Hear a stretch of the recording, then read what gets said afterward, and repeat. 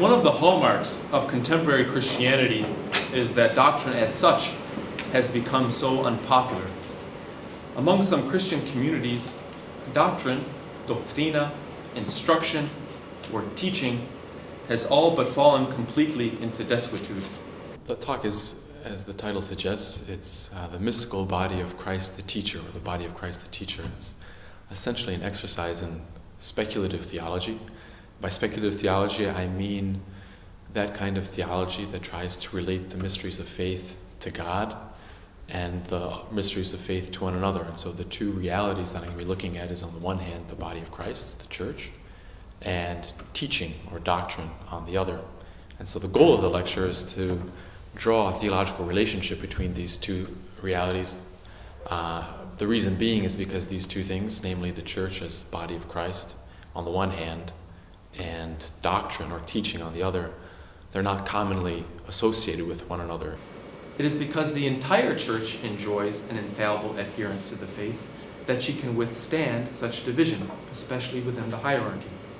For Newman, such crises are occasions not for doubt, but for a steadfast trust in God's promise to the entire church.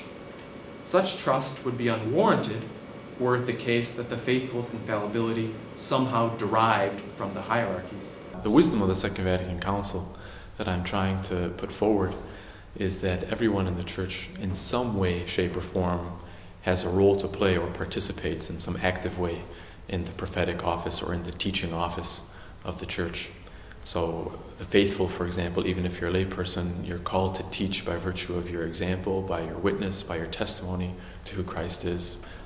Maybe you're a catechist also, or maybe you're a parent who needs to teach his or her children the faith. If it is indeed the case that the magisterium mediates God's word, then on what grounds does one believe those words? Does one believe a dogmatic definition because the magisterium defined it? And again, Congar can help us. I think one of the reasons why it's relevant is that doctrine as such has become so unpopular, not just among those who don't profess themselves to be Christians, but even among Christians themselves, even Catholic Christians.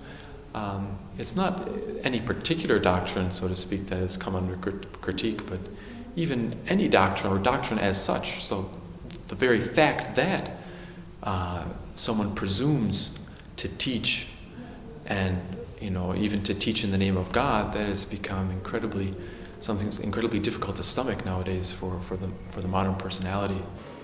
Reflections on the mystical body of Christ understandably accent the priestly office and the life of charity among the members.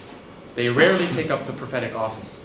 And when theologians discuss the highly contentious topic of the magisterium, or church teaching generally, a theology of the mystical body rarely is on one's mind.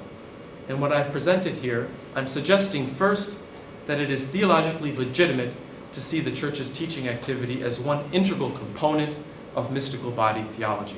If a lessons can be taken from my talk, it would be one of consolation to know that the entire body is responsible for Christ's teaching, and that the entire body cannot err. So while individuals might err, or individuals might fall short of teaching the doctrine of the faith adequately, the church as a whole, as the entire body, cannot err. And in that respect, my hope is that considering doctrine in light of the mystical body of Christ as a whole might be a source of consolation for many people.